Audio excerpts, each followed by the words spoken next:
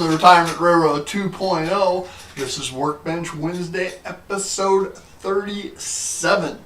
And what we're going to look at today is, you may recall, not too long ago, I had a CB&Q Blackbird Scheme GP7, not the SD7, that it took me forever to find a soundbug, Digitrax soundbug, to replace the one that was in it that went bad.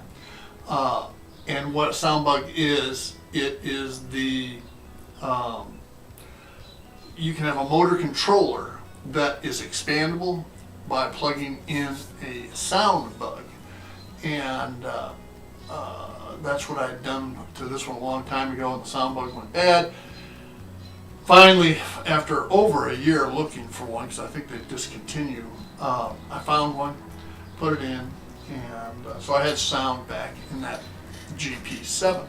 But I was never satisfied. Well, I guess I was satisfied with it.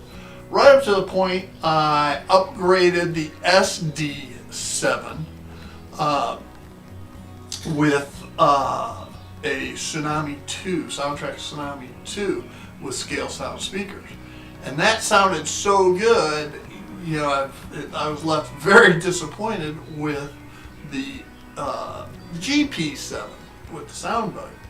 So I ordered all the parts, and I've been working on it, and I'm already, you know, as far as installing DCC decoders, you know, you can follow the wiring diagrams that any manufacturer is going to give you, and if you know how to solder, and that's not that hard to do, you can wire them right up. The key is getting everything into the compact shell. So with this GP7, all right, I've had to do some modifications. Now this is a P2K Proto 2000, and I have had to mill out this section here, alright, cut away. That's 3 different cuts, so that a speaker, and this is just a regular sugar cube speaker, can fit right there. I also had to mill out a little shave out this area right here.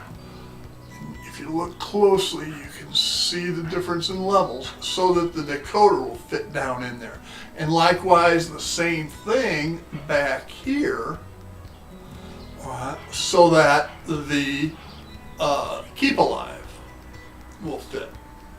Okay. Now I don't have the scale sound speaker in yet, but I went ahead and started prepping everything. Now I can't put the lights in until I have all the speakers, so I know how to route all the wiring. But it'll have 3 different lights in it, even though the decoder will do all kinds of more functions. They didn't have ditch lights back when these were in there, and there's not enough room for me to add any class lights per se. So I'm going to have the front and rear and cab lights. Okay.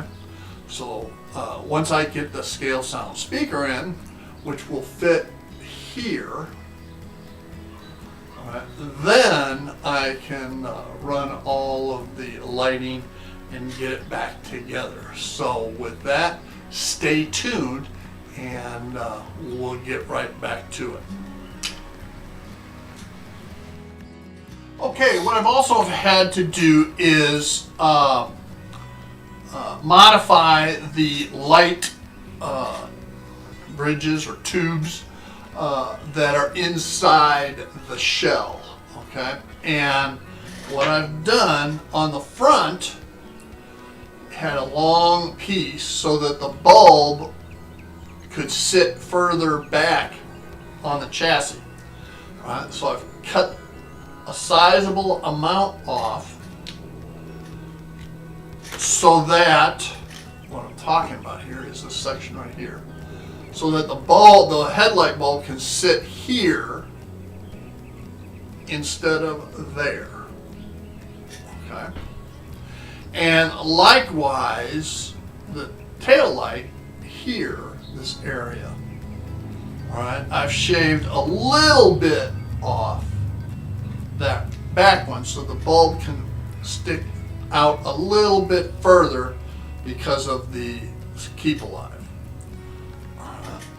So both of those light tube modifications are complete, and as you can see, the lenses are they just pop out, and I've already popped them back in and used a little tack to hold them in place. So that's all ready to go. Really, the only thing left is to wire in that scale sound speaker and the lights themselves. And you may have wondered why, okay, if I've got a scale sound speaker coming, why did I put this and do the milling for that? Soundtraxx Tsunami 2s have a 2 watt amplifier. Most speakers are 1 watt. And if you crank up a Tsunami 2, you're gonna blow the speaker. Unless you take the master volume down to less than half, or you put in 2 speakers. Okay, it lowers the impedance from 8 ohm to 4, but it allows you to go ahead and use the full 2 amps of the amplifier. Right, and not that I'll use for the full 2 amps, I just don't want to blow a speaker inadvertently. So that is why the second speaker. Now, scale sound systems,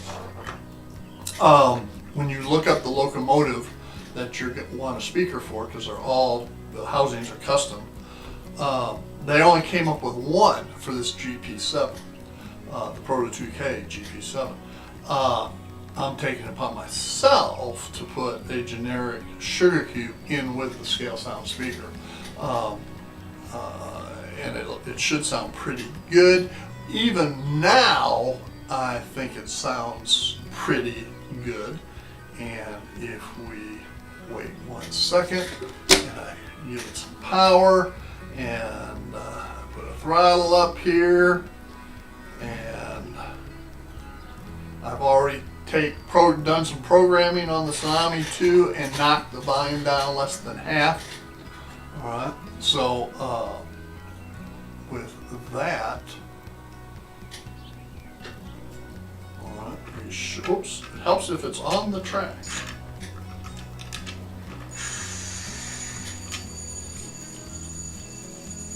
Alright, it is firing up. And it's at idle right now. There we go. Bell. Horn. Short horn.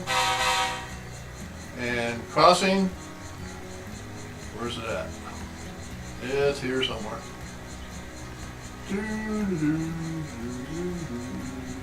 There it is.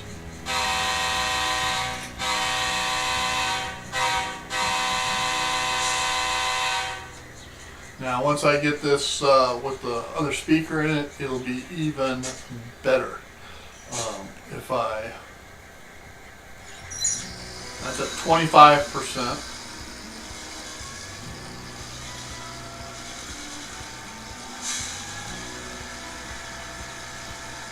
That's at 50%. Speed step.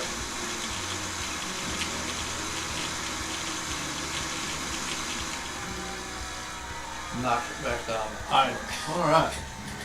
So that gives you just kind of a preliminary sound. When I'm done, I'll put 2 videos up.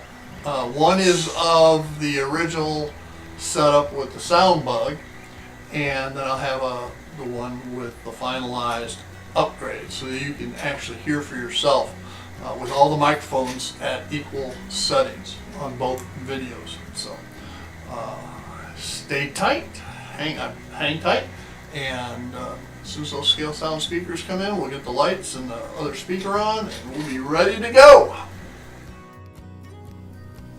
Okay, Okay, so while I wait for the scale sound speakers to arrive, they are showing still in Columbus, Ohio after a week. And, but I did get notified on a different app that they are out for delivery.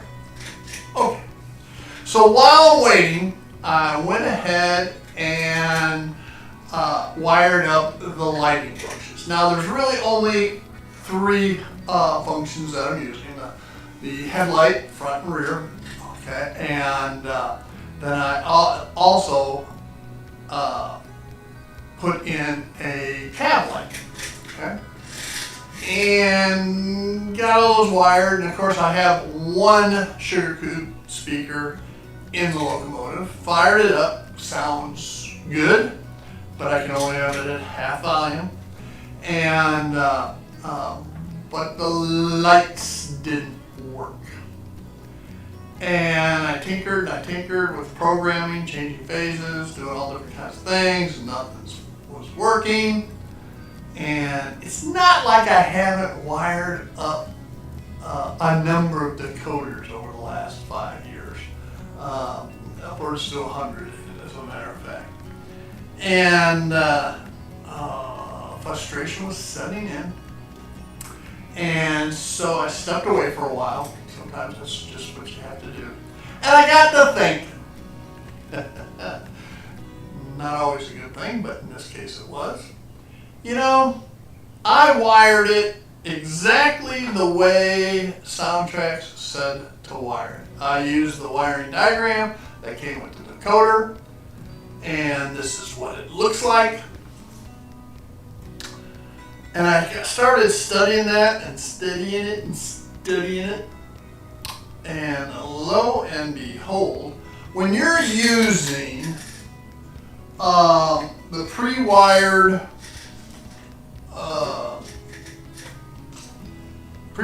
bulbs that have the resistors already wired in them, and this is a 2mm, I actually used 3s. All right, but that's what I'm talking about right here. All right, and you see how you can see the resistor on this side over here? Okay. So I wired the resistor side up to the colored lead for a given function as shown. If you look at the backup light as an example, the yellow, it shows the resistor on the yellow lead. And lo and behold, that is wrong. Don't know why, but it is. The resistor belongs on the common lead. Okay, if we go back, or the blue lead. After the splits, okay, at the bulb preferably. And so I disassembled all my lighting wiring and rewired everything back up, and lo and behold, it worked perfectly. Go figure, all right? And so with that, let's take a look at how this engine, first of all, sounded with the soundbug, and then we'll come back and I'll fire it up utilizing the Tsunami 2 with 2 speakers in it. All right, because lo and behold, it has arrived. And contrary to what I said a little bit ago, I've already installed it. So with that, let's take a look at the old installation sound, and then we'll look at the new installation sound. All right? So there we have our GP9 Phase 2, and it is all ready to go. She has a bell. And a horn. Couplers and all the standard features. Alright. Alright, so the microphones are set up the exact same way they were for the original installation. And the volume settings are the same. So let's go ahead and fire up the upgraded version. Alright. And first things first.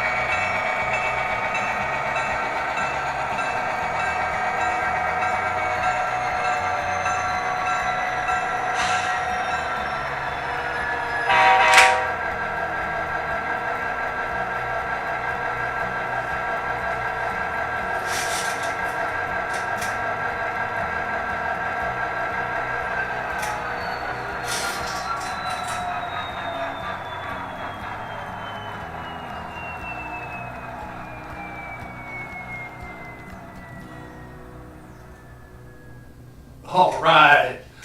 With that, I think you can agree the sounds are awesome and lighting functions work perfectly. And I don't know if you could see them with the room lights on, but the cabin light was also lit. And the way that the light boards or tubes inside it work, it does light up the class lights both front and rear as well. So with that, I want to thank you for joining me here at the Retirement Railroad Workbench Wednesday, episode 37, I think. I'm Steve, and y'all have a great day. Bye now.